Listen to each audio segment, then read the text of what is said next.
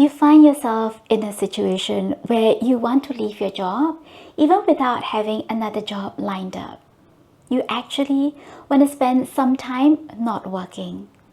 What steps do you take to be able to finance a career break even if you haven't prepared for it beforehand? That's a topic for today's episode, so let's dive in. Welcome to the Thrive and Guard podcast. I'm Vina. I believe that you can have a career break without breaking the bank or killing your career. I'm here to support you in designing your ideal career break for your sustained career health. Sometimes we know that practically speaking, we quote unquote should carry on working, but there are times when we just cannot help but want or need to take a pause. Let's try this analogy. Let's say you have to drive to another part of the country or another city that is, say, 24 hours away. Those of you who are used to long-term driving will know that you'll need to plan for and schedule breaks in advance. Especially if it's a new route though, you might find yourself exhausted during the drive. And if you force yourself and keep driving through, you might find yourself in worse situations. You might reach a point where you risk getting into an accident, especially if you are so exhausted and you fall asleep at the wheel. If that's the point that you are in, then take a pause. Take that break. Life doesn't always go according to plan, and there might be factors outside your control that affects the timing of your job departure. I spoke in a previous video about how I timed my job departure before this career break. I'm sympathetic to the fact that sometimes we have to take on a career break for external reasons. There are women who make the choice to leave their jobs so that they can take care of their loved ones, like aging parents or children with special needs. And yes, it shouldn't always be women. Or perhaps it's an internal factor for you. You might be experiencing long-term chronic stress that has been constantly wearing you down. You feel like you are at breaking point, even though you really need or want to keep your job. If that's you, I hope that my stories will help to give you permission to take that pause if you really need it. There's no need for guilt, shame, or embarrassment if you have to take care of yourself or your family first. If you're burnt out, take the time to heal. I've traveled the spectrum from work readiness to work weariness a few times now. Trust me, there will be that moment when you are raring to go again. I can totally relate to what it's like to want to embark on a career break even though you are not financially prepared for it. Yet, assessing your overall holistic health, that would still be the right thing to do in that season of your life. Today's episode is the first of a 3-part introductory series on financing your career break. Even if you find yourself financially unprepared for a career break, here are a few steps that you can take to finance it. 1. Be open with your family and friends that you are embarking on a career break. Now, telling other people that you are going to be on a career break can be liberating. There is a huge sense of freedom. My focus today, though, is to reach out and offer support to those of you who feel embarrassment, guilt, self-doubt, especially if you find yourself in a position where you have to abruptly go on a career break. I know telling other people about your career break can be quite loaded. I can still remember the blowback that I received from several people when I told them that I was quitting my job. So I know that this is hard. You might be experiencing a lot of resistance from several people, so it makes this really hard and uncomfortable. Still, being transparent and honest is a crucial first step. If a career break is an abrupt move for you, and you're already feeling a lot of uncertainty, self-doubt, you really don't need to be adding on the guilt and shame of telling lies or keeping things a secret from other people. While there might be blowback from some people about you leaving your job, allow the opportunity for other people to step in and give you the encouragement. It's really important to tell people that we are on a career break and so we'll have to make lifestyle changes, because it's easy for us to cut down consumption for ourselves easily. But when those changes in our lives impact others, that's when it gets a little bit more difficult. Because so much of what we do is based on social norms and the people around us. So when these changes impact them too, it's going to be quite unnerving for them. If your circle of friends and family love taking trips, then that will determine the frequency of trips that you make in your previous lifestyle. And when you're on a career break, when some of your friends and family invite you to go on another one, it might be tough for you to say no, because you get that feeling of fear of missing out rising up. If they know about your situation, it is easier for all of you to come up with creative responses, such as taking nearer trips or mixing up paid and free activities, if memory making through trips are important to you. If your family is used to dining out in restaurants and eating together is important to you, maybe a higher frequency of going to less expensive eating places, like in Singapore, our hawker centers, or eating more home-cooked food for the duration of your career break. I love this line, which goes, choose your heart. It's really hard to open up to people who you know are going to be resistant to you going on a career break. But at the same time, it's equally, if not harder, to keep up with the pretense. 2. Find opportunities to save. Downsizing or right-sizing, as some people say, can be painful at the start. You might already be enjoying a certain lifestyle that you are accustomed to from the salary that you get in your current job.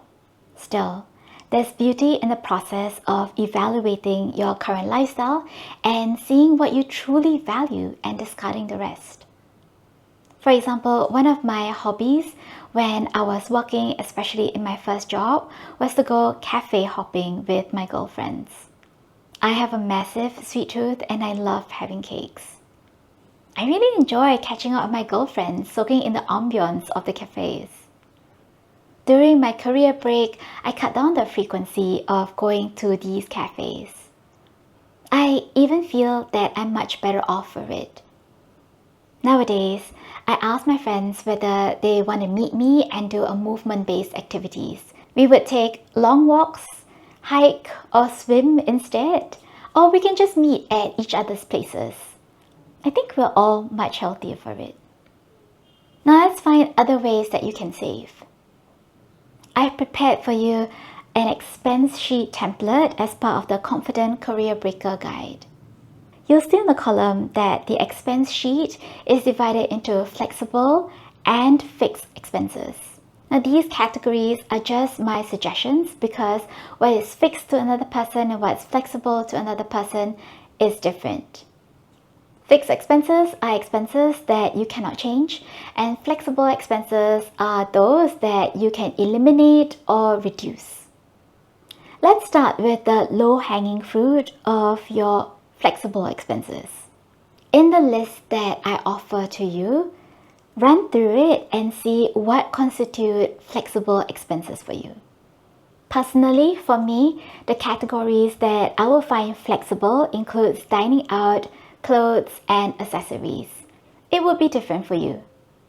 You don't have to completely eliminate your expenses in this category, but it is still important to be intentional and to see how you might be able to reduce the frequency of such spending. Perhaps you don't have to upgrade your phone this year, or you might try repairing your clothes so that they last longer.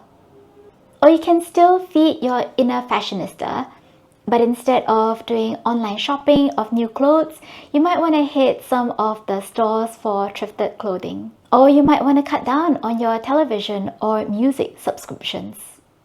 Next comes the harder part of cutting down on your fixed expenses. There's just some expenses that you can't run away from.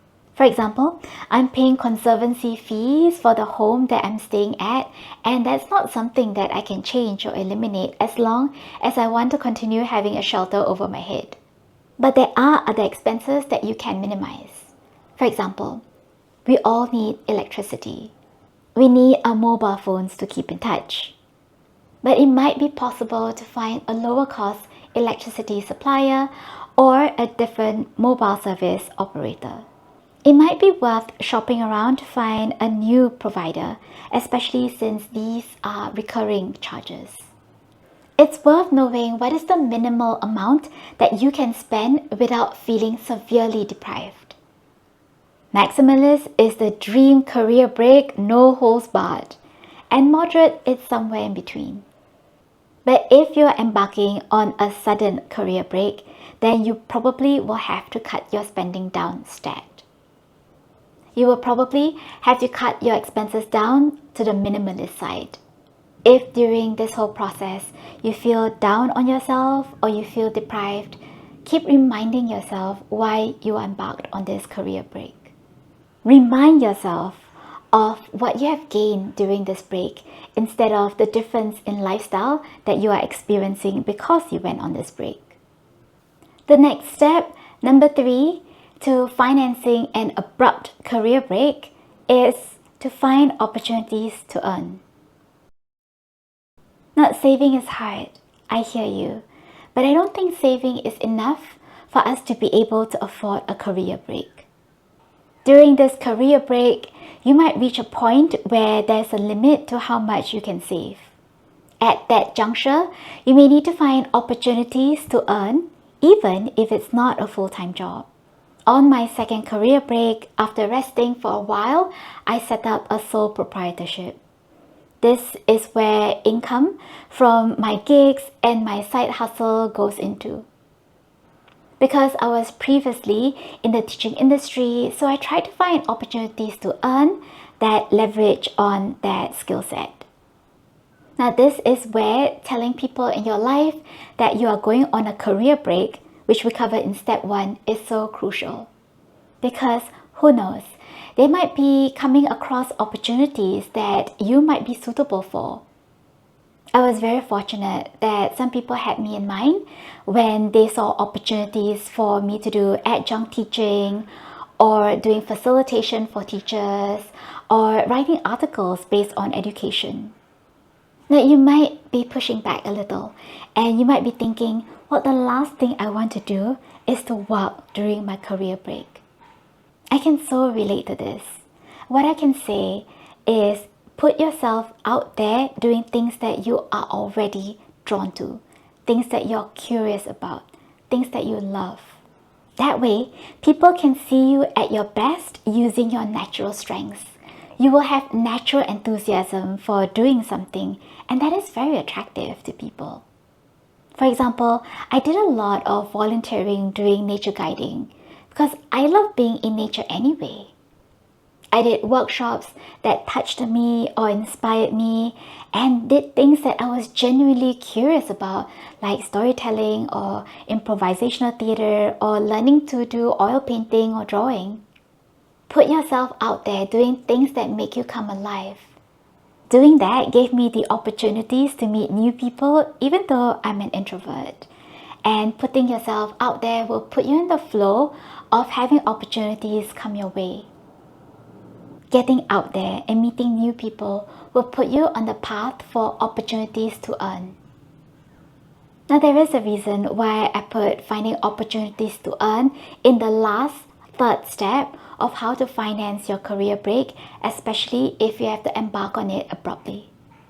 On my first career break, I ended it by almost bullying and convincing myself to go back to full-time work even though I was not ready, and I don't suggest you do that either. For my second career break, I was able to sustain it for a much longer period of a few years because I could stretch it using income from the gigs and side hustles that I was involved in. That kept me afloat. I get that sometimes you're just not in that place to be ready to go back to full-time work. So that's a time to be gentle and kind to yourself. Change is never easy.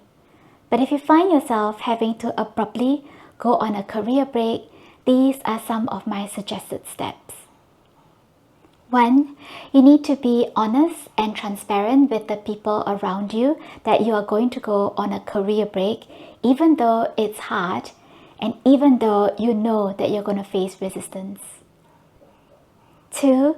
You need to find opportunities to save. And at some point, if you need the career break to last longer, then you'll need to find opportunities to earn. I really believe that even though you have not financially prepared for a career break, you can still gift yourself that experience following these steps. If, on the other hand, you are still preparing for a career break sometime in the future and you have some runway, then next week's episode is for you. Have a beautiful week and I'll catch you soon. Hey, thanks for staying till the end. If you know of someone who's also contemplating a career break, do share this podcast with them. Subscribe, leave a rating or a review so that more people can find this podcast to help them to design a career break that they would love. Always rooting for you.